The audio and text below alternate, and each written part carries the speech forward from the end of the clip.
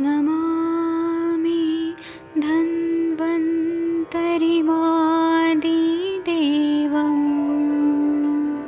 सुरासुरैर्वन्दितपादपद्मम् लोके जरामृत्युनाशम्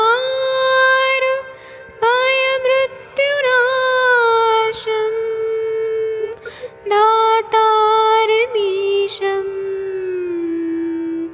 विविधौषधीनां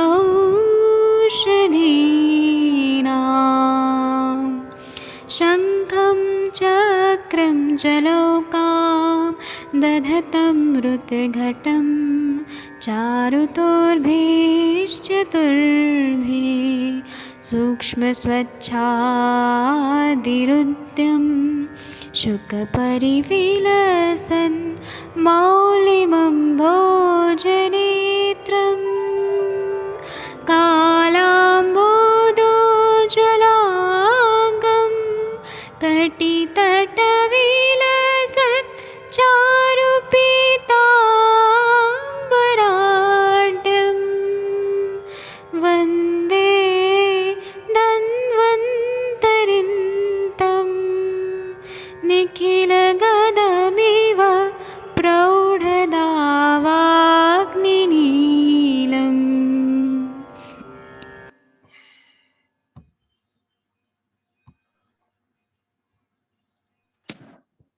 प्रणाम सभी लोगों को। मैं वैद्य अरविंद पाठक पुणे महाराष्ट्र से आप सभी लोगों का स्वागत करता हूं।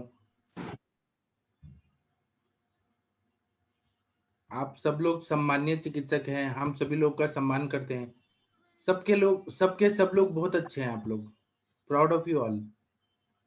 अभी ना 149 नंबर का श्लोक है जो सर पढ़ेंगे। जी वैद्य जी, जी 149 जी जी सर, ठीक है सर। एक मिनट। सन्निपात ज्वरस्यान्ते कर्णमूले सुदारुणः सोफः संजायते येनम कश्चिदेव विमुञ्चयते। सन्निपात ज्वर के पीछे कर्णमूल में भयानक सोत उत्पन्न होता है। इस सोत से कोई बिरला ही बचता है, ऐसा बताया गया है। जी वैद्य जी। जी यहाँ और वक्तव्य यहाँ पे आपने वक्तव्य में दिया हुआ है कि प्राय आप देखते होंगे कि टाइफस ज्वर में कान में पस आती है और बहुत ही डेंजरस कंडीशन होती है और इससे कोई बिरला ही अच्छा होता है, ऐसा यहाँ वक्तव्य भी उसी के अनुसार बताया है। जी वैद्य जी। जी अभी मैं टीका करूंगा ओपन। तो कौन पढ़ेगा? सबसे इंटेलिजेंट कौन है? मेरे लिए तो सब लोग समान है, सब लोग श्रेष्ठ हैं, तो कोई भी पढ़ सकता है। और जो पढ़ना चाहता है, क्योंकि संस्कृत पढ़ना अपने ब्रेन को ना ये करता है, ब्लड सर्कुलेशन बढ़ाता है, तो संस्कृत में पढ़ना चाहिए हमें। एक मिनट रुके, एक मिनट।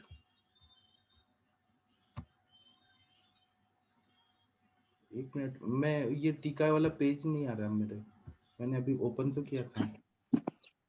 एक मिनट बस रुक जाइए, मैं टीका वाला पेज लेके आता हूँ। आप लोगों ने ऐसे सन्निपात ज्वर के बाद देखा होगा कुछ, तो कुछ अनुभव बताइए आप लोग कि कर्णमूल में शोथ हो गया है। किसी ने देखा है तो बताइए। मोनिका मैम आपने देखा है? मैं एक मिनट ये ला रहा हूँ, ये ओपन नहीं हो रहा है, कुछ प्रॉब्लम आ रहा है।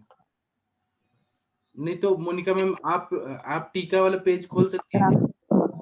हाँ सर। सर कौन सा बताया आपने? पेज नंबर क्या है सर? 149। मैं आपको को होस्ट बनाता हूँ। एक मिनट रुकिए, मैं को होस्ट बनाता हूँ आपको। मेरा वाला ओपन नहीं हो रहा है अभी।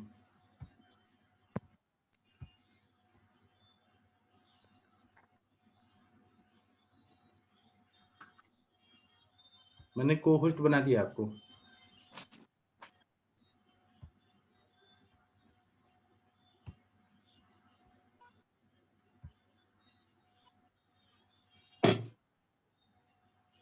डॉक्टर मनीषा सिंह मैम, आपने देखा है कर्णमूल शोथ?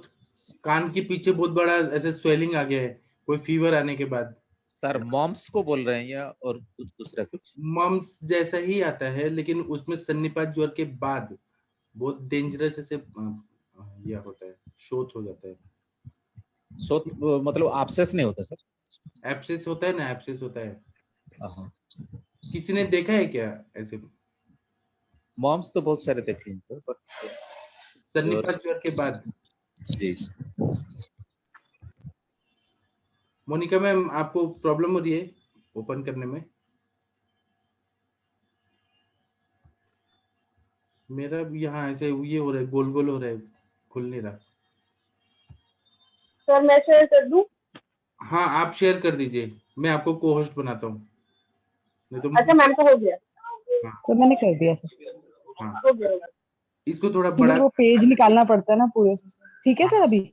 हाँ हाँ, चलिए आप पढ़िए, मैं इसका अर्थ बताता हूँ। सन्निपात ज्वरस्य अवसाने मूल प्रदेशे सुष्ठु दारुण शोफ संजायते।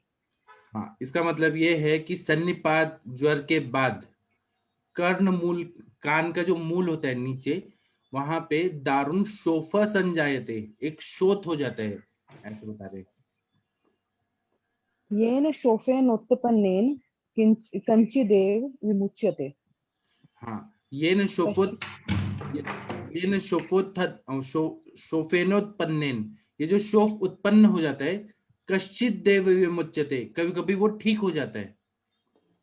कश्चिदेव एतेन नहीं सर, क्या है? कश्चिदेव इत्यनेन, इत्यनेन ना एतेनास्य रोगस्य नावश्यम साध्यतेति ब्रूते।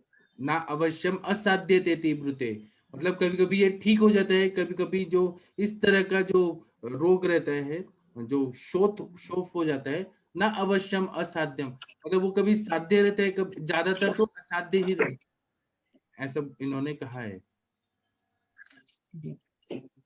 आयुर्वेद रसायन कर्ण मूलोपद्रवमाह सन्निपात ज्वरस्यांत एक इति। मिनट रखिए, बेटा मारे जाऊ छे गेट खुल्लो। डॉक्टर आशा टंडेल मैम म्यूट रखिए। सॉरी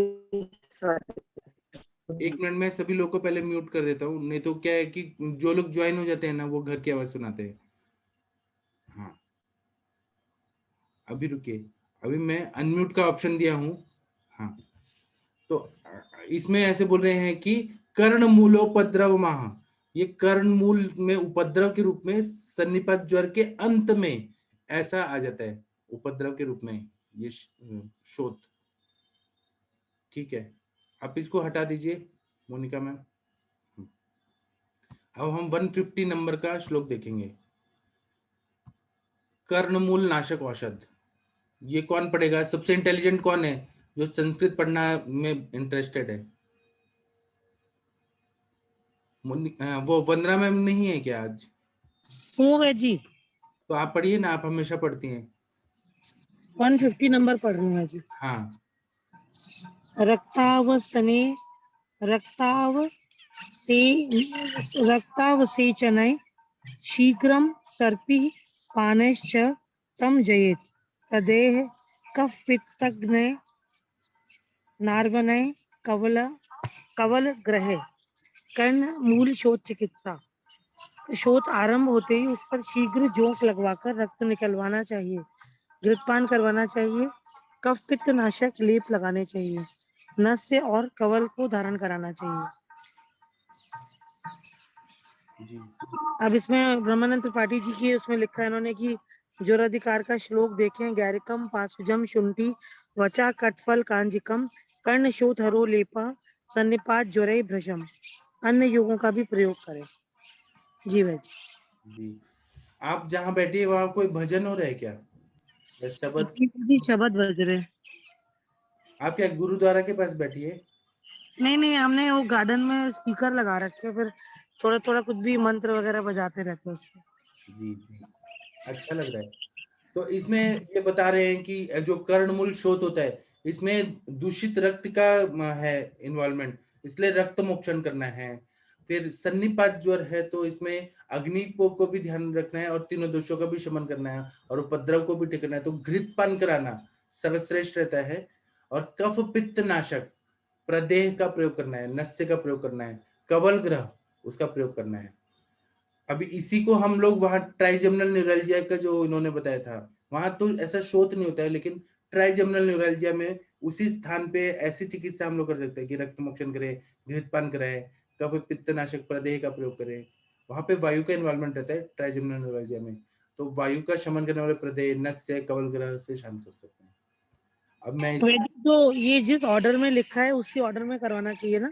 हाँ कि पहले चोक लगवाकर रक्त निकलवाएं, उसके बाद घृतपान करवाएं, हाँ फिर उसके बाद कफ पित्त नाशक लेप लगाएं, उसके बाद फिर नस्य और कवल धारण करवाना शुरू कर दें। हाँ साथ साथ ये कफ पित्त नाशक लेप लगता रहेगा और नस्य और कवल रोज होता रहेगा। हाँ जी। वो भट्ट जी अभी पूछ रहे थे ना एक केस के बारे में, तो उसमें तो ये बहुत अच्छा काम करेगा। भट्ट जी शायद चले गए, अभी नहीं है। ठीक है, अभी हम ना इसको स्टॉप करते हैं और मोनिका मैम आप टीका लेके आइए। सर मैं ये एक चीज ये पूछना चाहती थी कि इसमें जैसे कि सर का जो केस था उसमें हमें पहले वातहर चिकित्सा करनी चाहिए या फिर पहले हमें उन्हें रक्त मोक्षण करना चाहिए? अगर पेन बहुत ज्यादा हो रहा है तो हम जब दूषित रक्त निकाल देते हैं ना, तो दूषित रक्त निकालने के बाद भी पेन एकदम इमीडिएट कम हो जाता है, जहां पर भी रक्त की संप्राप्ति है दूषित रक्त की। हाँ तो सर संप्राप्ति पहले देखनी पड़ेगी कि इसमें रक्त दोष है भी कि नहीं है, अगर वात कफज है या फिर तो वहां भी रक्त मोक्षण करना उचित रहेगा। हाँ अच्छा। ठीक है, अब मोनिका मैम ने ला दिया है इनका। मोनिका मैम का थैंक यू, इतना अच्छे से ला रही है। तो ये कौन टीका कौन पढ़ेगा? सबसे इंटेलिजेंट कौन है, या इंटेलिजेंट होने की चाह कौन रखता है कि हमें इंटेलिजेंट बनना है? डॉक्टर श्वेता मैम आप पढ़ेंगी क्या? डॉक्टर श्वेता अत्तर वाला मैम आप कृपया पढ़ेंगे तो अच्छा रहेगा। सर कौन सा वाला श्लोक है ये? 150 आपके स्क्रीन पे एक 150 150। उसके यस नीचे का टीका पढ़ना है। एक एक लाइन पढ़िए, मैं उसका अर्थ बताता हूँ। Yes sir. रक्तावसेचनादिभिः कवल ग्रहांतेः आशु तम जयेत प्रदेह प्रलेप।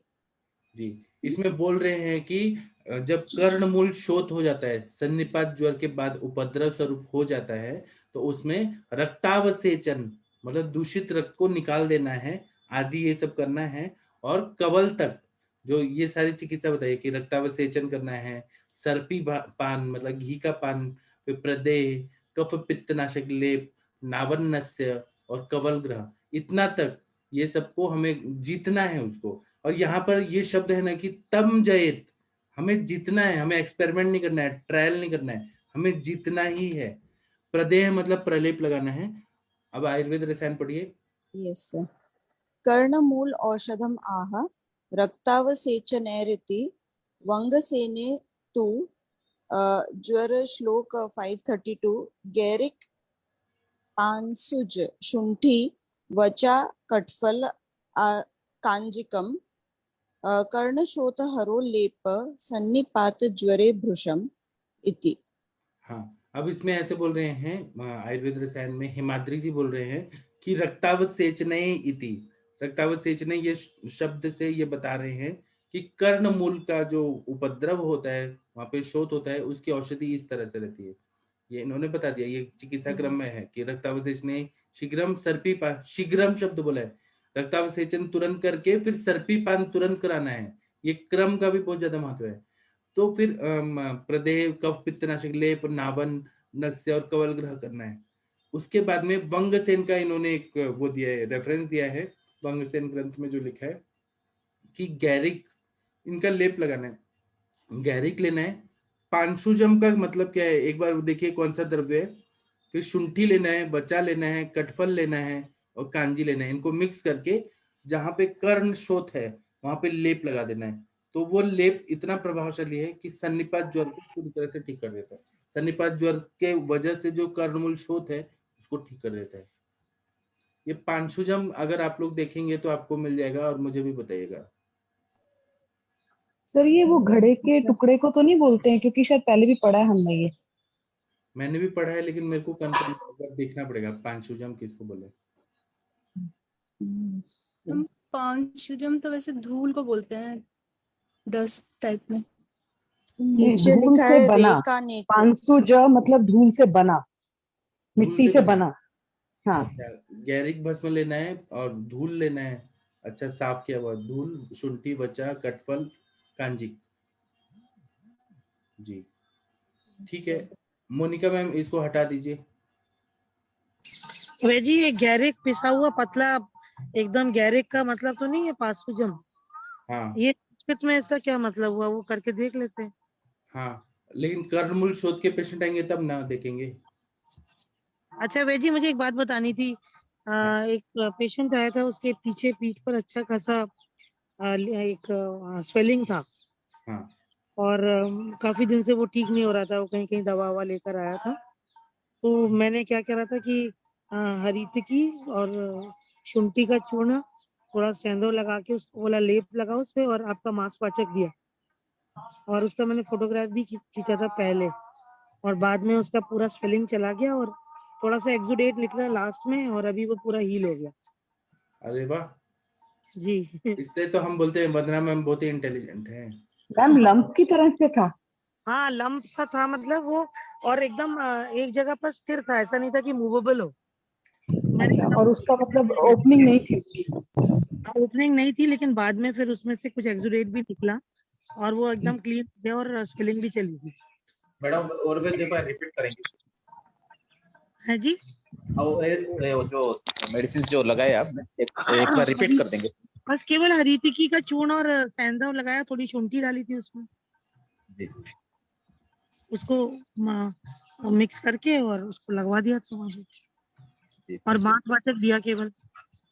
मेरा जो मांसपाचक है ना उसमें 7 भावना दिया है, एक 7 भावना वाला है, एक 45 भावना वाला है मांसपाचक।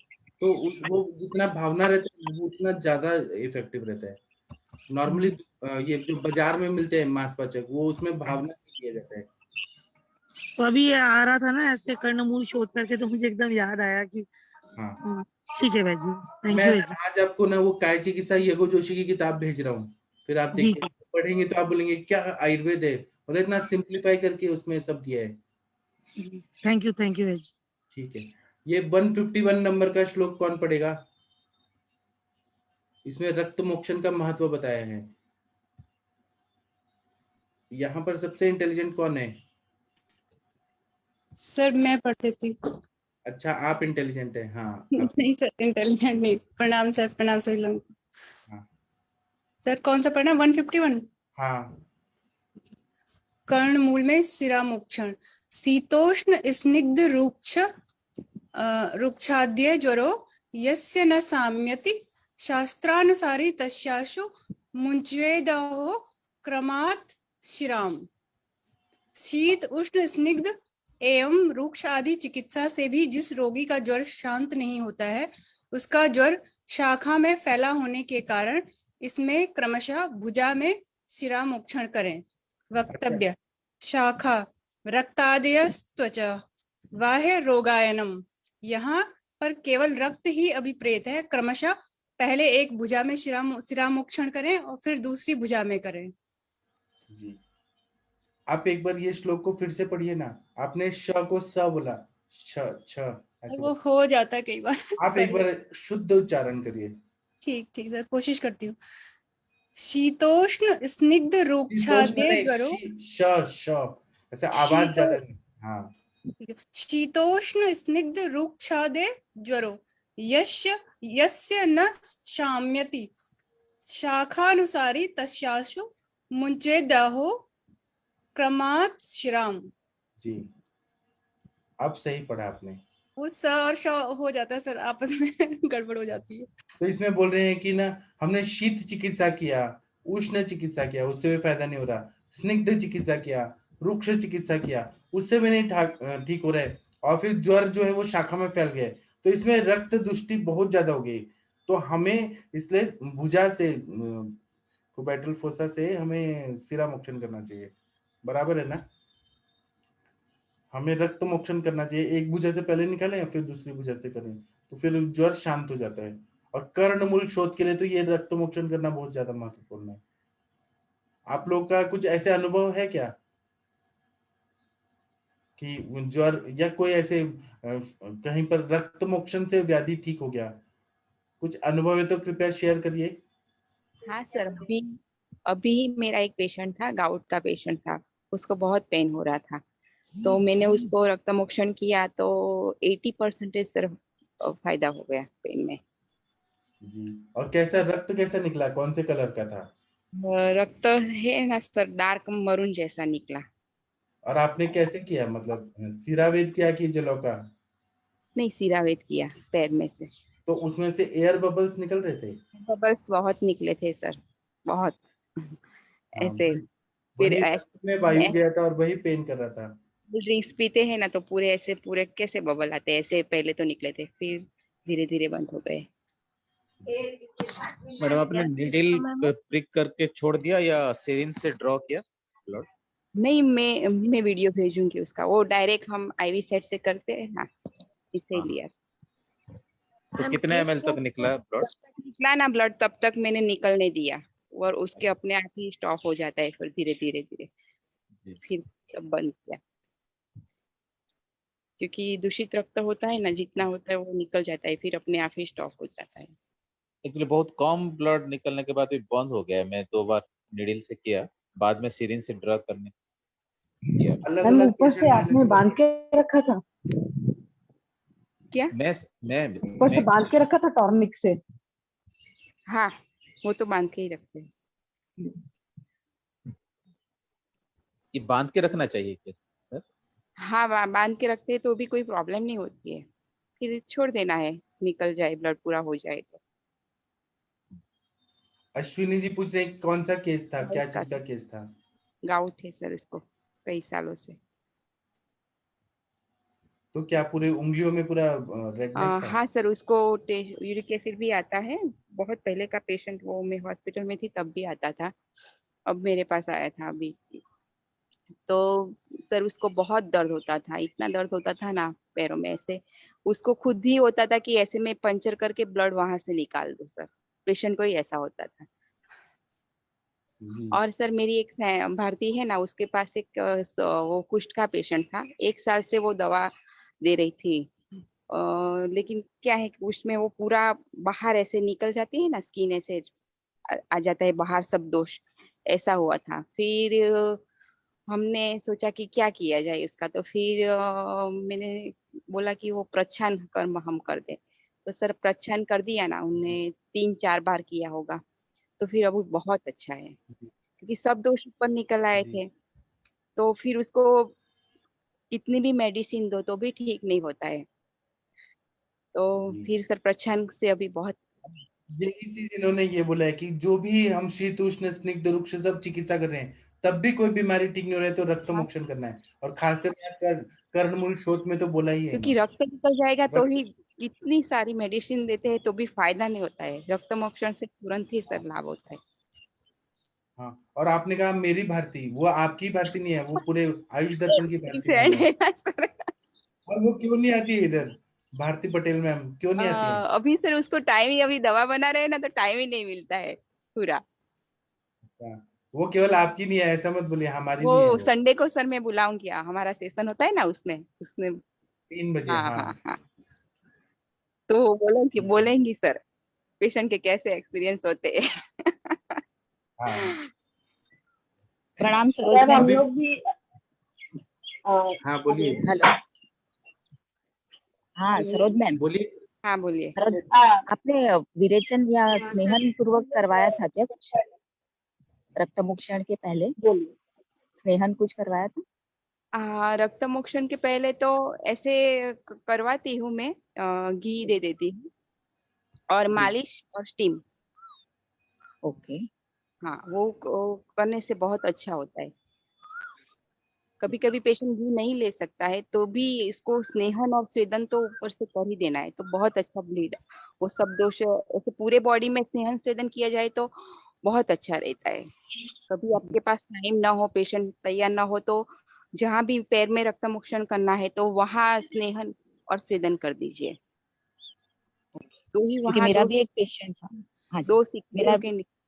हाँ हाँ बोल लीजिए। हाँ, नहीं कोई बात नहीं। क्योंकि मेरा भी एक पेशेंट था, फीमेल पेशेंट था, आई थिंक 63 इयर्स, तो काफी टाइम से नी जॉइंट पेन, आर्थराइटिस का था, तो मैंने उसको हम्म, जानु बस्ती वगैरह आभ्यंतर शोधन शमन औषधियों से तो काफी टाइम उनकी चिकित्सा की, लेकिन क्या है वही शमन होने के बाद फिर से 2-3 महीने बाद हेतु सेवन होने के बाद फिर से आ जाता था। तो वही मैं हम्म। सोच रही थी कि उनको रक्तमोक्षण करवाया जाए वहां से जानु संधि से, तो थोड़ा फायदा रहेगा। उसको क्या है, उसको आम बात है कि ऐसे संधिवात है? संधिवात में संधिवात है, पूरा संधिवात होता है ना तो उसमें अग्निकर्म अच्छा रहता है।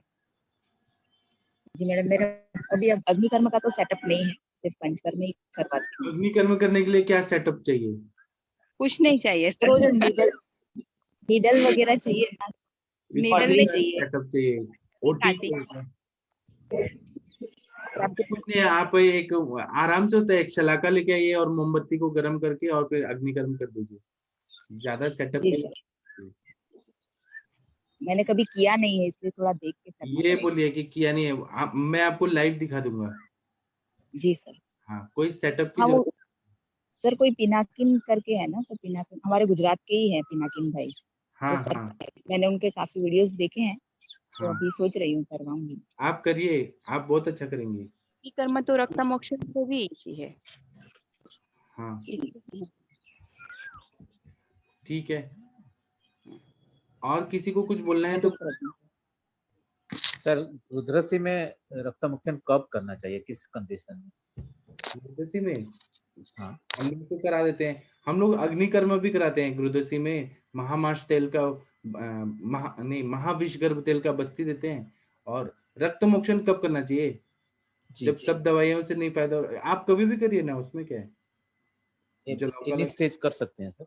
हाँ, और ज्यादा पेन है सर, मेरा एक रुद्रसी का पेशेंट है, 7-8 दिन हो गया उसका ट्रीटमेंट। उनका हेतु बताइए कि नर्व कंप्रेशन है क्या? हाँ डिस्क बल्जिंग है, नॉर्थ कंप्रेशन। हाँ, तो आप डिस्क बल्जिंग के लिए क्या चिकित्सा दे रहे हैं? वो बस्ती वगैरह भी देना पड़ेगा, कटी बस्ती है और सहचर और खीरबला का बस्ती दे रहा हूँ, तो 50-70 ml तक दे पा रहा हूँ, हाँ रिटर्न नहीं हो पा रहा है। हाँ, कितना देर तक रहता है? 1 आवर 2 आवर्स तक रहता है ज्यादा से। ठीक है, उनको एक काम ऐसे कर सकते हैं कि कैथेटर डालते टाइम थोड़ा ज्यादा अंदर इंसर्ट करें, और उनको बोलिए खाना पहले खा लें, थोड़ा 1-2 घंटा पहले खा लें, तब हाँ बच्चे लें तो फिर वो रिटेन करेगा। जी। और पेन के सर और क्या करूँ? पेन के लिए तो बहुत सारी दवाई है, शल्लकी टैबलेट दे सकते हैं, शल्लकी, फिर वो मीठा सुरांजन दे सकते हैं, फिर बृहद योगराज दे सकते हैं, फिर महायोगराज गुल, त्रयोदशांगुल, महावात विध्वंसक रस, समीरगज केसरी रस, एकांगवीर रस ग्रदसी में बहुत अच्छा काम करता है, रसराज रस। और वहां पे स्नेहन होना बहुत जरूरी है। तो सर बस आप ये इसमें ऐड करूँ मैं, इसमें कुछ ऐड करना चाहूंगी मैं। बद्रसी में सर आप जैसे स्नेहन सेवन और विरेचन करवाइए, बस्ती वगैरह दीजिए इंटरनल एक्सटर्नल, और उसके साथ एक रुमालजिन करके टैबलेट आता है नागार्जुन का, इसका काफी अच्छा लगता है। सर 20 तुंदुक बट्टी भी अच्छा काम करती है। हाँ, और ये मीनल मैम कुछ ऐड करना चाहती हैं, मीनल मैम। प्रणाम सर। सर ने जैसे बताया, उन्होंने अनुवासन बस्ती दिया है सर, उन्होंने निरोग बस्ती भी दिया है कि नहीं दिया उसके साथ नहीं में? नहीं दिया है मैडम, निरुआ में क्या दूं सर वो बताइए? दीजिए, सर हाँ, वो इसीलिए दीजिए। नीरू में दीजिए आप, क्या दूं सर निरुआ में? नीरू में दशमूल काढ़ा दीजिए या रासना रणमुलादी, ऐसे कुछ तो नीरू भी दीजिए। अगर तेल नहीं रिटेन हो रहा है, अग्निमंद हो रहा है, तो नीरू भी देना जी जरूरी होता है।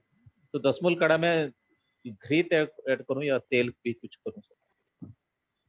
थोड़ा सा ऐड सहचरादी, करिएगा। हाँ मीनल सर, मैम आप दशमूल का बताइए। काढ़ा बना लीजिए, उसके अंदर आप सहचरादी मैं प्रयोग करती हूँ, सहचरादी ले सकती हैं, आप महानारायण कोई भी ऑयल ले सकते हैं, और मधु और सेंधव का एक जो बनाते हैं हम कॉम्बिनेशन, उसके संग फिर उस ऑयल को ऐड करके, और शतवा या कि शतपुष्पा जो होता है वो भी ऐड करते हैं, और उसको फिर हम काढ़े के साथ मिक्स करके एक माधुतैलिक वस्तु देते हैं सर, उसका बहुत इफेक्ट अच्छा आता है। ऑल्टरनेट में दीजिए तो उनका पेन बिल्कुल चला जाएगा।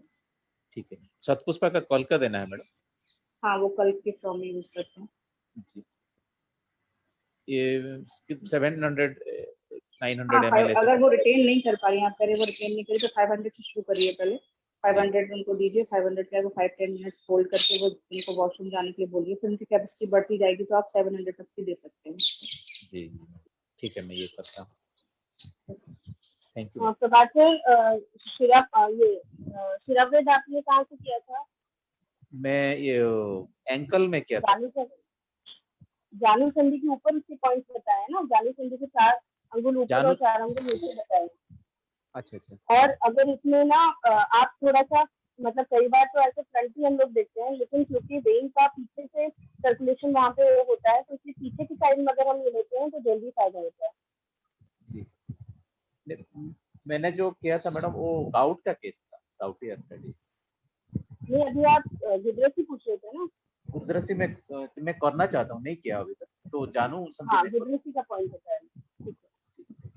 और सर वो एक्चुअली अभी वो 500 हम लोग ने पढ़ा था ना, तो 500 जो होता है ना वो 500 लवण का नाम है।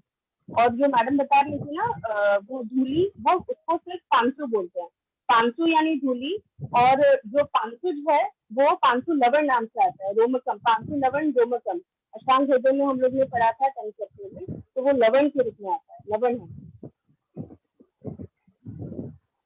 उसका आप रेफरेंस का फोटो भी देंगे क्या? सर अष्टांग हृदय 10 चैप्टर में 27 श्लोक है। एक बार आप ऐसे फोटो खींच के भेज दीजिएगा। चलिए, 500 यानी उसको धूल बोलते हैं। ठीक है। आकांक्षा मैडम, मैं थोड़ा क्लैरिटी के लिए पूछना चाहता हूँ, वो जो दत्ता आपने बताया के लिए वो एग्जैक्ट लोकेशन कहाँ होना चाहिए?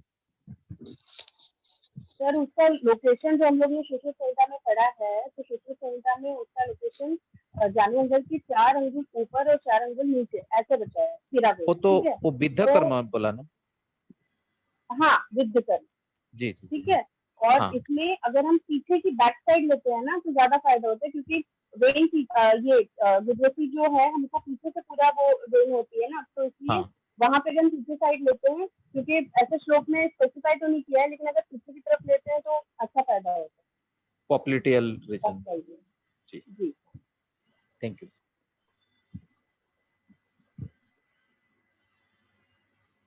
जी, और किसी को कुछ बोलना है तो बोलिए। कमल जी, आपका भी वो केस पूरा करेंगे कंप्लीट, लेकिन हम थोड़ा ये टीका पढ़ लेते हैं। तो पवन जी आप पढ़ेंगे? आप हमारे सम्मानीय चिकित्सक हैं और पूरा आयुष दर्पण, पूरा फैमिली आयुष दर्पण आपको सबसे ज्यादा प्यार करता है। पवन कुमार शर्मा जी। सर मेरे पास वो मैं ऊपर दोस्त में बैठा हूँ, ये नजर नहीं आता मोबाइल में अच्छे से। आपको क्या चश्मा है क्या? Yes sir. आप फिर मैं आपको वृहदवास्कदी कषाय भेज दूंगा, आपका चश्मा उतर जाएगा। Thank you. आप डॉक्टर सरोज मिश्रा जी आप पढ़ेंगे क्या? आपको भी सब लोग बहुत प्यार करते हैं, सरोज मिश्रा जी। डॉक्टर सरोज मिश्रा जी सुन पा रहे हैं क्या? शायद नहीं सुन पा रहे हैं। फिर और कौन पढ़ेगा? मैं पढ़ूं सर? आप पढ़िए सर। आदि शब्देन सर, वही। हाँ हाँ। आदि शब्देन स्तंभ स्वेदनादयो गृहन्ते। इसका मतलब ये, रुकिए एक लाइन पढ़ के रुक जाइए। इसमें बोल रहे हैं कि जब ये बोल रहे हैं कि स्निग्धो शीतोष्ण स्निग्ध रुक्षादे ज्वरो यस्य न शाम्यति शाखानुसारी तस्याशु मुष्यद्वाहो क्रमाश्राम। तो यहाँ पे जब ये बोल रहे हैं आदि शब्द रुक्षादे, तो मतलब ये आदि शब्द का मतलब है कि पेशेंट को ना जब ज्वर चला गया है तो स्तंभ है, बहुत ज्यादा स्टिफनेस है।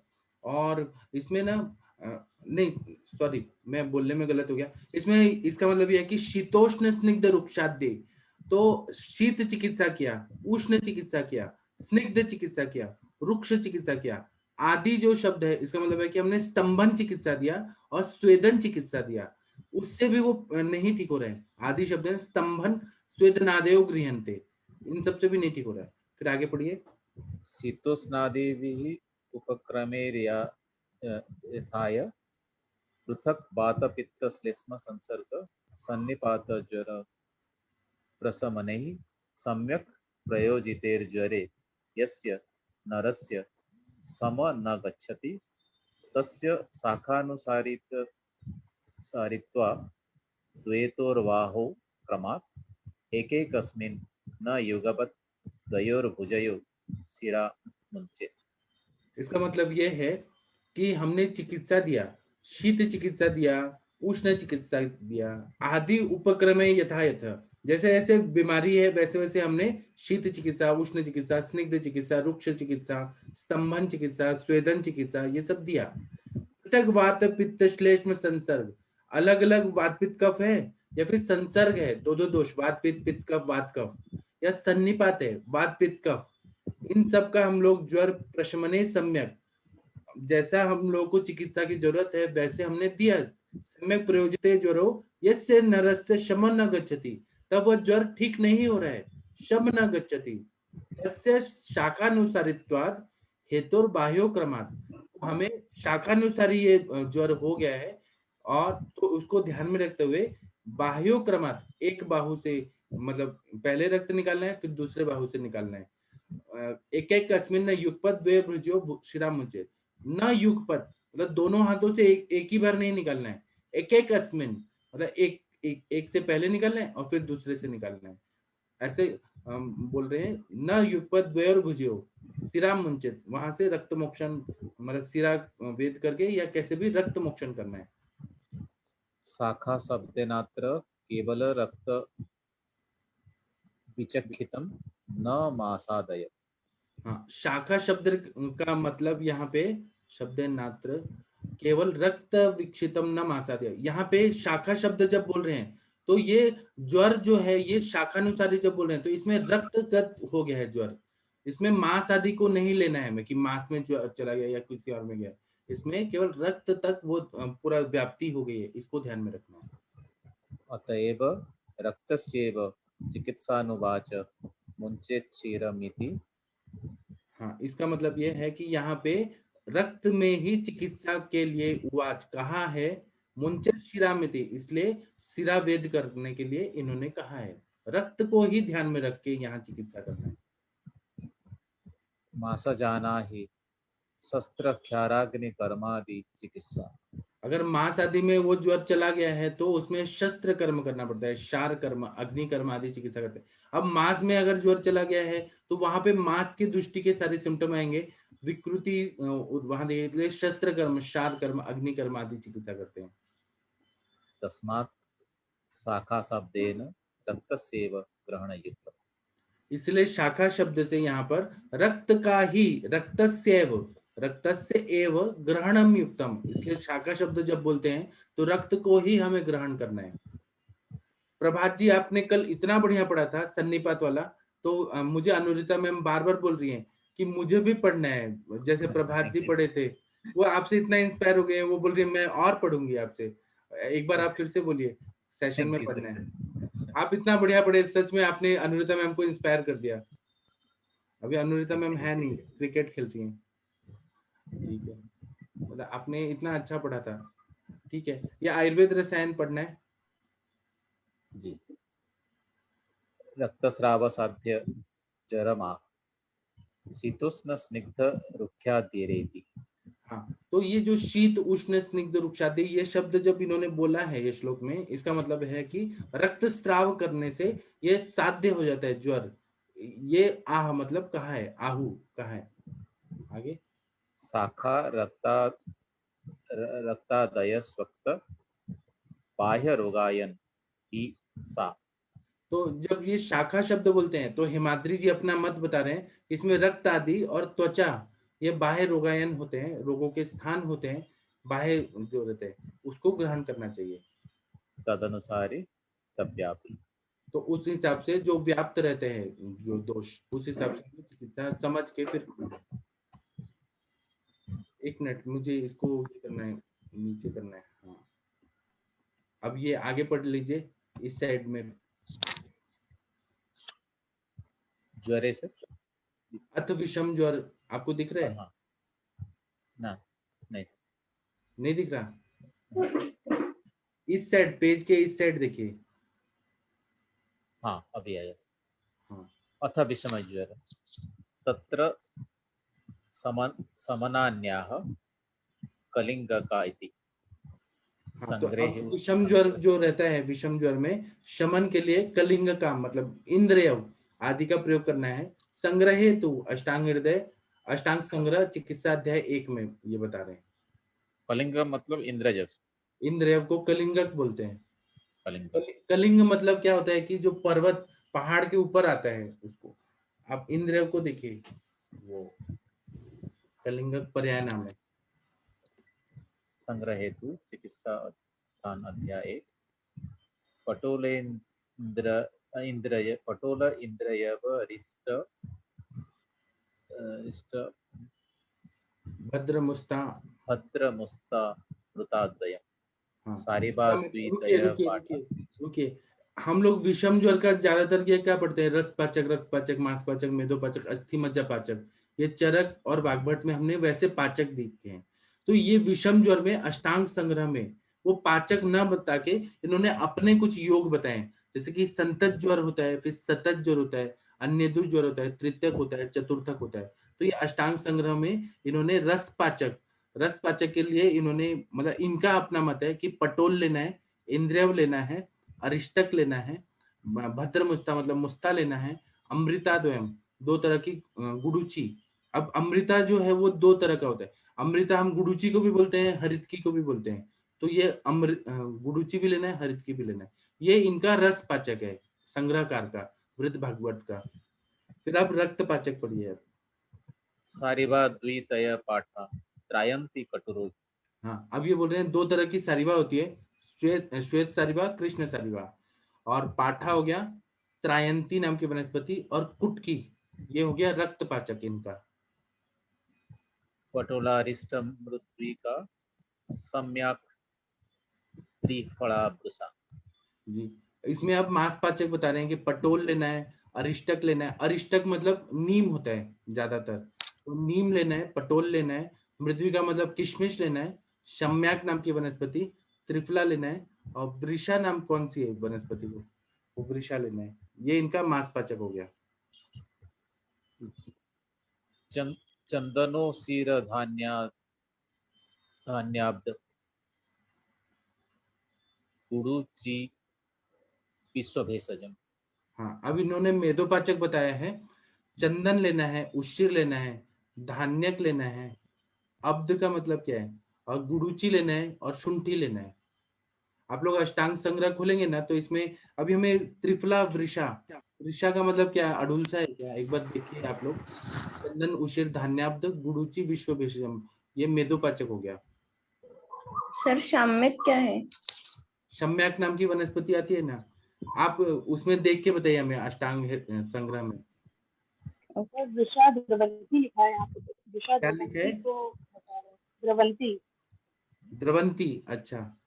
सर अडुल्सा को बोलते हैं ना वृषा। एक बार चेक करके आप देख के बताइए। एवदारु स्थिरा शुंठी बासा धात्री हरितक। हाँ, अब ये अस्थि मज्जा पाचक क्या है इनका, अष्टांग संग्रहकार का? क्योंकि देवदार है। स्थिरा किसको बोलते हैं? बृहति को बोलते हैं क्या? स्थिरा किसको बोलते हैं, एक बार देख के बताइए। शुंठी है, बासा है, धात्री मतलब आमलकी हो गया। आमलकी है कि हरितकी है, वो देख के बताइए। नहीं, धात्री तो आमलकी। हाँ, और हरितकी, ये अस्थि मज्जा पाचक हो गया। तो बहुत सारे वृद्ध वैद्य जो थे ना पुणे के, वो लोग इस तरह का ये धातु पाचक बनाते थे और यूज करते थे। पंच जरान्ति योगा मधुसितोत्कटा। तो ये 5 जो ज्वर होते हैं, रसगत ज्वर, रक्तगत ज्वर, संतत, सतत, अन्यदुष, तृतीयक, चतुर्थक, इसमें ये तरह का पाचक देने से और मधु और सीता मतलब मिश्री के साथ देने से ये दूर कर देता है विषम ज्वर। अरिष्टो निम्ब अमृताद्वय गुडुचि हरितक्य। अच्छा, अब समझ आया। तो अरिष्टक मतलब नीम है, अमृताद्वय मतलब गुडुचि और हरितकी, ये दोनों को लिया है। इस पे अंजना मैम कुछ बोलेंगी क्या? सर अरिष्टक मतलब रीठा? नहीं, यहाँ पे टीकाकार बोलते हैं नीम को बोला है। अंजना मैम।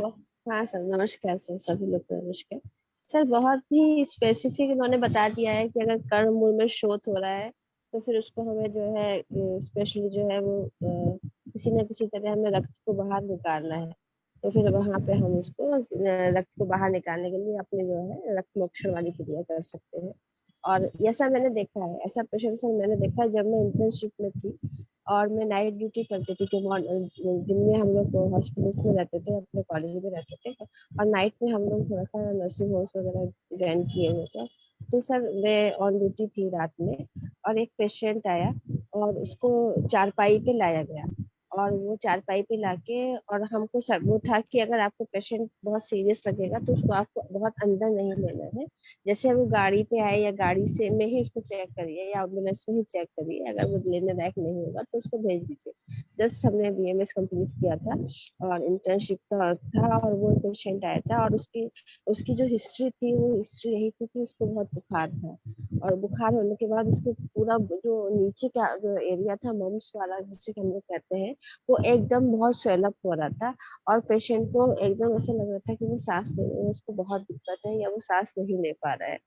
और सर उसने मेरे सामने उसकी जो है डेथ हुई थी, और उसके पल्स भी खत्म हो चुकी थी, BP भी खत्म हो चुका था, और पेशेंट को हमने ये कह के निकल दिया था कि आप इसको हायर सेंटर पे ले जाइए, यहाँ पे ये नर्सिंग होम में इसका इलाज नहीं कर पाएंगे हम लोग, हमारे पास जो है यहाँ पर सारी हम वेंटिलेटर वगैरह नहीं रखे हुए हैं। लेकिन ये पेशेंट आते हैं कर्मूल शोथ, ये पहले बहुत ही कॉमनली मिलता था, क्योंकि अब मुझे लगता है कि ज्वर जो है वो हम लोग बहुत अच्छे हमारे पास इन्वेस्टिगेशंस के तरीके भी हैं और हमारे पेशेंट भी अवेयर हुए हैं, और कोरोना ने और भी अच्छे से अवेयर किया है। छोटे से जन्म में भी पेशेंट एक अच्छे डॉक्टर के पास जाना चाहता है, स्पेशलिस्ट के पास जाना चाहता है, खुद बोलता है कि हम आयुर्वेद का ट्रीटमेंट लेंगे या हम होम्योपैथी का ट्रीटमेंट लेंगे या हम मॉडर्न का ट्रीटमेंट लेंगे, और मुझे लगता है कि पेशेंट इग्नोर करते हैं। लेकिन मुझे ये ज्वर वगैरह जो है वो शतक था, मैं 90 की बात बता रही हूँ,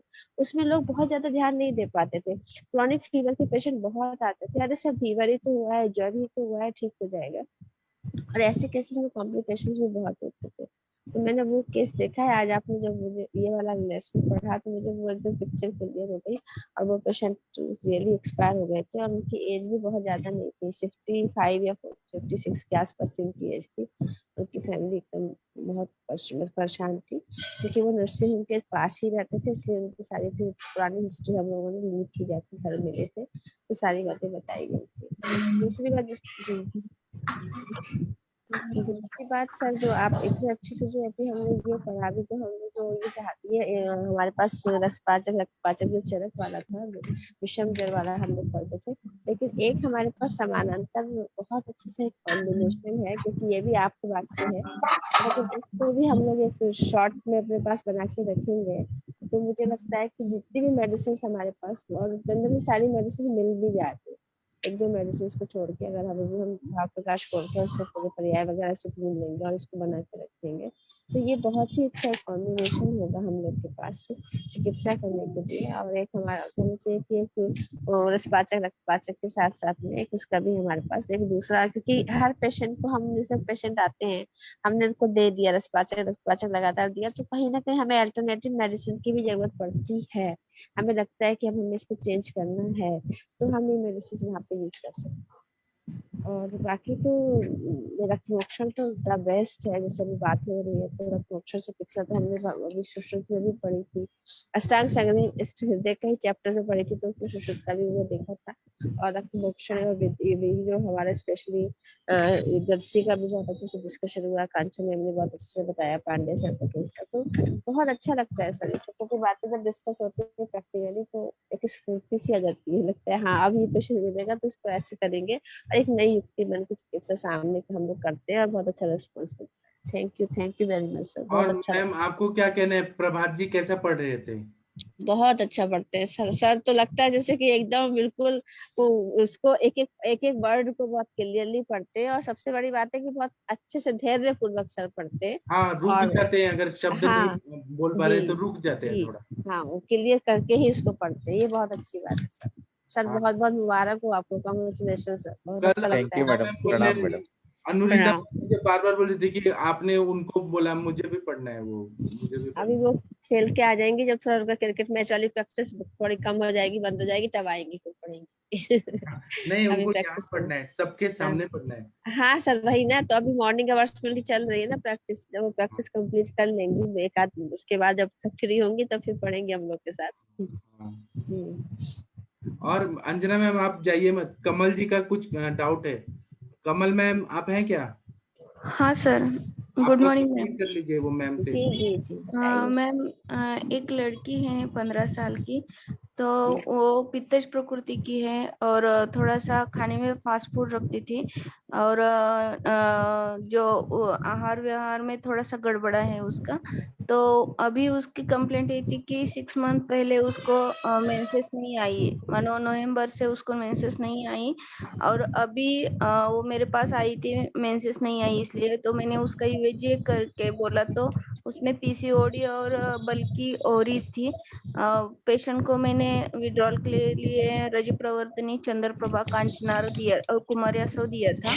तो उसका 10 डेज में मेंसेस स्टार्ट हो गया मैम, लेकिन वो उसका अभी 17 दिन मेंसेस अभी चालू ही है, ब्लीडिंग स्टॉप नहीं हो रहा। तो जी इसमें मैम मैंने पेशेंट को फिर ब्लीडिंग स्टॉप होने के लिए कल अशोकारिष्ट दिया है, पुष्पानुक चूर्ण और नागकेशर और लाक्षा मिलाकर मध के साथ दिया है और गोलबद्ध रस भी दिया है और खाने के पहले गुलकंद के साथ थोड़ा सा पित्त प्रकृति होने के कारण कामदुदा मौक्तिकयुक्त और प्रवार्पण समृद्ध भी दिया है। तो मैम इसमें और क्या मैनेजमेंट करना चाहिए कि पेशेंट का ब्लीडिंग, वो बोलती है कि कल तो मेरे को 5-6 पैड लगाने पड़े और हेवी ब्लीड होने के कारण थोड़ा सा हाइपोटेंशन रहता है ना, वैसे लग रहा था उसको। तो उसकी 15 मैडम साल अल्ट्रासोनोग्राफी कराए आप? हाँ किए, उसमें पीसीओडी आया है मैम और एंडोमेट्रियल थिकनेस कुछ बता रहा है क्या वो? उसमें एंडोमेट्रियम थिकनेस 10 mm बता रहा है सर मैम। कब की रिपोर्ट है मैम? मैम अभी की 1 हफ्ते पहले उनकी की थी मैंने, क्योंकि 6 मंथ नहीं आई मेंसेस तो मैं पहले यूएजी करती हूँ पेशेंट का, क्योंकि उसमें कोई और गड़बड़ा हो फाइब्रोइड। 6 महीने की अमीनोरिया है ना मैडम? हाँ 6 महीने की है मैम। और ब्लीडिंग के कितने दिन हो गए ब्लीडिंग होते हुए? अभी 17 दिन हो गए उसको। अच्छा, तो वो पहले से स्टार्टिंग से ये फ्लो है कि बीच में फ्लो कम हुआ है कभी? उसको जब मैंने उसको पिछले फॉलोअप में आई थी तो मैंने दिया था विड्रॉल ब्लीडिंग के लिए, और उसका ब्लीडिंग आने के बाद उसको लगा कि इतने दिन बाद आई तो 6-7 डेज तो कम हो जाएगा, ऐसे करके वो 10 दिन तक रुक गई, फिर भी कम नहीं हुआ। तो कल मेरे पास वो आई थी तो उसको उसका यही कंप्लेंट था कि उसका ब्लीडिंग स्टॉप नहीं हो रहा अभी और थोड़ा सा वीकनेस, ग्लिडीनेस, थोड़ा सा हाइपोटेंशन करके आया था। और पेशेंट मॉर्निंग आवर में हाँ शताब्दी घृत दीजिए, ठीक है? शताब्दी घृत दीजिए। शताब्दी घृत में थोड़ा सा उसमें जो है नागकेशर चूर्ण और दारिमाष्टक चूर्ण दोनों मिला दीजिए, ठीक है? और उसमें चविकासव दीजिए और शताब्दी घृत का उसको नस्से भी दीजिए। ओके मैम, है ना? और जैसे सर बताते हैं, मैं कहरवा विष्टि बहुत यूज करती हूँ। कहरवा विष्टि के बाद जो है उसमें आप गोल परपति मिला दीजिए, लाक्षा चूर्ण मिला दीजिए, रसांजन मिला दीजिए। मैम किसमें मैम बोले आप? एक पुड़िया रख से बनाइए, थोड़ा मेडिसिन अपनी वाली चेंज करके, है ना? जैसे मैंने बोला उसको दारिमाष्टक, नागकेशर और शताब्दी घृत मॉर्निंग अवर में देके चविकासव से उसका रूपान कराइए और शताब्दी घृत से उसको रस्से भी दीजिए। और फिर एक अलग से जो मेडिसिन देते हैं हम लोग, पुड़िया बना दिए, उस पुड़िया में कहरवा पिष्टी मिलाइए, ठीक है? कहरवा पिष्टी के साथ लाक्षा चूर्ण मिलाइए, बोल परपटी मिलाइए और उसमें रसांजन का पाउडर मिलाइए, थोड़ा गिलोय सत्व दीजिए, ठीक है? हल्का सा कार्बोनेट दीजिए, ठीक है? और यहाँ पे थोड़ा शुद्ध स्फटिका भी बहुत अच्छा काम करेगी, ठीक है? कौन सा स्फटिका स्फटिक भस्म, हाँ, इसको मिला के और उसको जो है 2 या 3 बार दीजिए और चविकासव यहाँ रहने दीजिएगा, साथ में थोड़ा सा कुमारी आसन मिला दीजिएगा, ओके? है ना? और थोड़ा सा रक्त स्तंभक बटी आती है, नहीं तो हम यहाँ पे चंदन बटी भी यूज कर सकते हैं। चंदन वाला लाक्षादी तेल की मात्रा वस्तु दीजिए, वो चालू है मैम, चंदन वाला की चालू है। हाँ, उसको और थोड़ा सा एरन तेल का नाभि पूर्ण कर दीजिए और रात में सोते समय उसको 1 TSF, ज्यादा नहीं, हल्का गुनगुने पानी से या दूध से उसको दे दीजिए, ठीक है? ओके। और बस्ती में कितना देते हैं मैडम? मैम 30 ml देती हूँ, 30 ml। नहीं, कम है। कितना दूं फिर? वेट कितना होगा आपके पेशेंट? वेट 50 अबव 50 है। हाँ मैम, 100 ml तक दे सकते हो आप। ओके, मैं तो देती हूँ जी। उसमें ऐसा करिए ना, चंदन वाला लक्षादी आप 80 ml ले लीजिए और 20 ml उसमें अरंड तेल मिला दीजिए। Okay ma'am. फिर आप उसको देखिए जी। ओके मैम, ठीक है, thank you ma'am. Okay ma'am, thank you. Kamal ma'am अपना केस और जो रेमेडी बताई थी मैडम ने चिकित्सा, वो हाँ। डाल दीजिए ग्रुप में, मैं सुन नहीं पाई। ओके, हाँ ओके मैम, मैम। डाल देती हूँ। हाँ ओके, ठीक, थैंक यू मैम। और किसी ने हैंड रेज किया है? हमारे बहुत अच्छे चिकित्सक हैं। आशा मैम। आशा मैम आप कुछ बोलिए, मुझे दिख नहीं रहा है। आशा मैम आप कुछ बोलना चाहती हैं? हाँ जी सर। सर वही जो आगे ट्रैंथी जो पूछना चाहती थी मैं, ट्रैंथी का क्या मतलब होता है? त्रयंती नाम की वनस्पति आती है ना? मुझे पता नहीं है सर, ट्रैंथी किसको बोलते इसमें भावप्रकाश निघंटु में देख के कौन बताएगा? हैं? ओके। ट्राई और ट्राई ट्राई माना या ट्रायंती करके दिया है सर, उसमें प्रीवियस सर्वर सर की बुक एक बार देखना पड़ेगा मैडम। हम मिलेगा तो है ना, हाँ उसकी उसकी हम पिक आपको भेज देंगे मैडम, रेफरेंस जैसे मिले, ठीक है आशा जी। और वो जो आप सिद्धांत बता रहे थे, वो आयुर्वेद का मूलभूत सिद्धांत ही है। शाखा से दोषों को पहले उष्ट में लाते हैं और उसके बाद जैसे पंचकर्म का जो मूलभूत सिद्धांत है उसके अनुसार ही ये चिकित्सा बताई गई है। रक्त मोक्षण का जो मैडम ने बताया ना आगे, और ये ज्वर चिकित्सा मोक्षण का भी सिद्धांत है। वही दोषों का निर्हरण होने के लिए पहले उनको शाखा से कुष्ठ में लाना पड़ेगा और वहीं से फिर विरेचन करके या रक्त मोक्षण करके अग्निकर्म करके निर्हरण होता है। मैम और एक जगह मतलब मैंने भी अपनी बुक में पढ़ा था, जहाँ पे बहुत ज्यादा शूल हो रहा है और वहाँ पे, और जहाँ पे शीतता थोड़ा सा आपको लग रहा है कि कफज है और शूल बहुत ज्यादा है, यानी स्तंभ जैसा ऐसा कुछ लग रहा है, तो वहाँ पे अग्निकर्म देने से बहुत अच्छा फायदा होता है। और जहाँ पे भी आपको ऐसा लग रहा है कि कहीं ना कहीं अवरोध है, चाहे भले ही वो अपान वायु का अवरोध भी उस पेशेंट में अगर लग रहा हो, कहीं ना कहीं अवरोध जहाँ पे आपको लग रहा है वहाँ पे सिरावेश करने से बहुत फायदा होता है। तो थोड़ा सा डिफ्रेंशिएशन करके अगर हम अग्निकर्म और सिरावेश करते हैं तो बहुत अच्छा रिजल्ट मिलता है। और जैसे अभी सर ने भी बताया था, तो हम लोग भी सर के पास हमेशा ये सुना है कि जब भी आपको किसी पेशेंट में कहीं से भी कोई फायदा ना मिले, अगर आपको ऐसा लगे कि सारे दोषों के ऊपर चिकित्सा कर ली, सब कुछ कर लिया, तो वहां पे आप रक्त धातु पर कार्य करिए, आपको डेफिनेटली रिजल्ट मिलेगा। यानी रक्त, और अगर आप विष पे कार्य करेंगे यानी अगर वहां पे ट्रीटमेंट देंगे, तो उसमें अनएक्सप्लेन अगर आपको कोई आंसर नहीं मिल रहा है, तो ऐसे में अगर हम विद्युत चीज मिलते हैं तो कहीं ना कहीं हम पास मिले लगते हैं।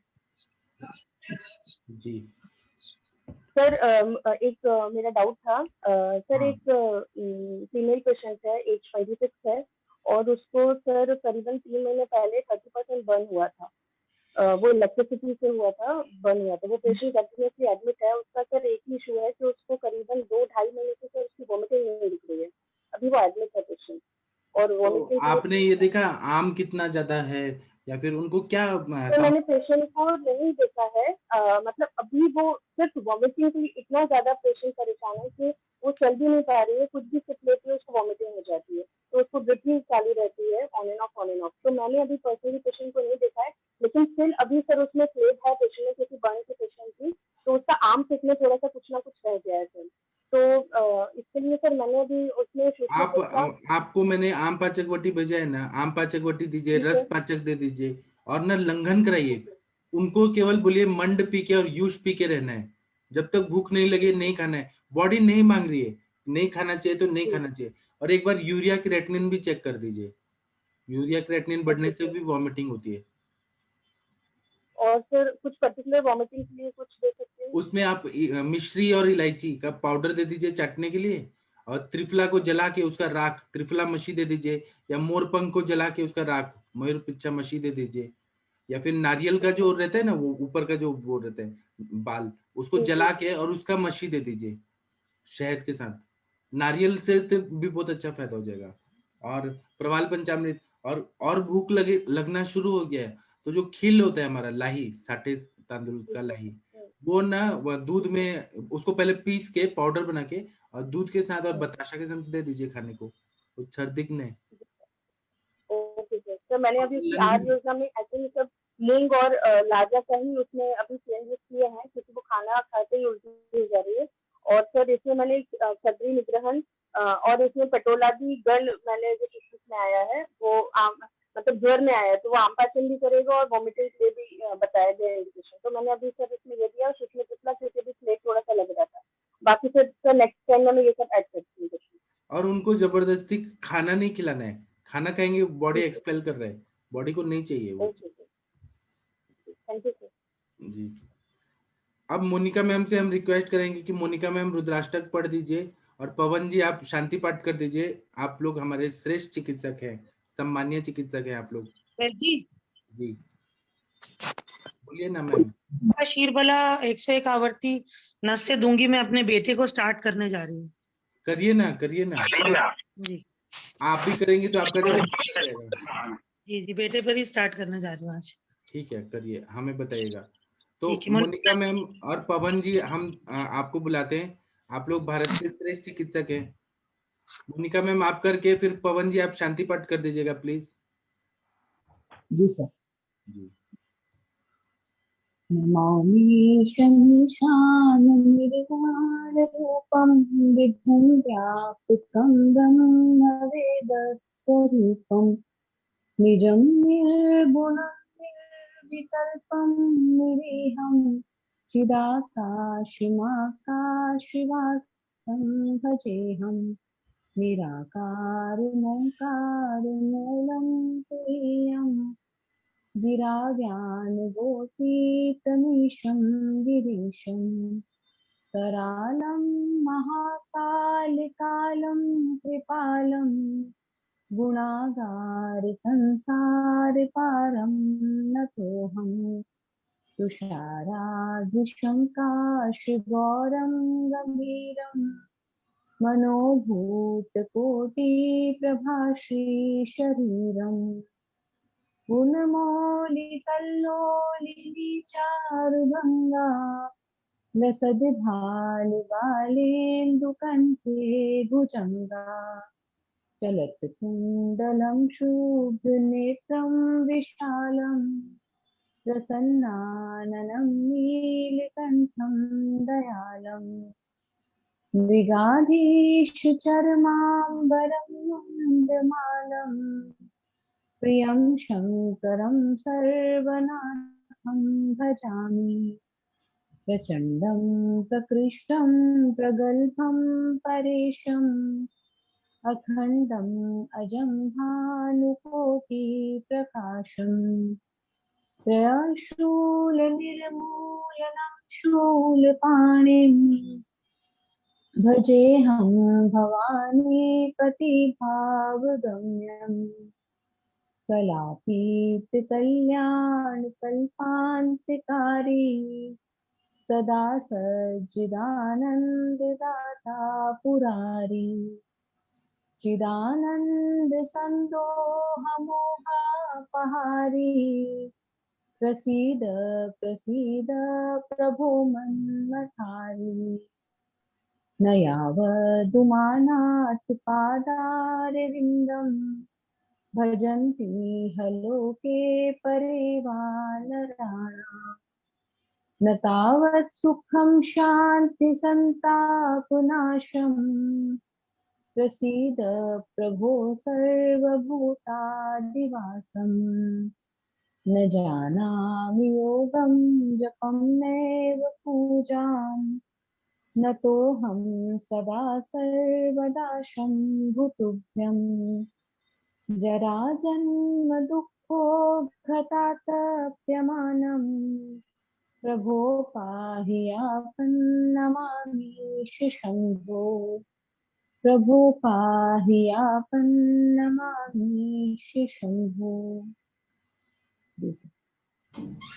डॉक्टर पवन जी, पवन शर्मा जी, आप भारत के करनाल के इतने श्रेष्ठ चिकित्सक हैं, सब लोग, आप किसी से भी पूछिए, सब लोग आपको बहुत ज्यादा प्यार करते हैं। थैंक यू सभी का। जी एक बार सभी ओम का उच्चारण करें।